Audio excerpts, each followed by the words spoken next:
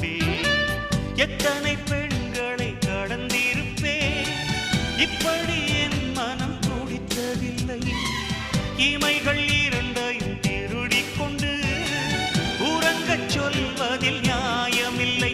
நீ வருவாயோ இல்லை மறைவாயோ, ஏ ஏ ஏ ஏ ஏ தன்னை தருவாயோ இல்லை கரைவாயோ.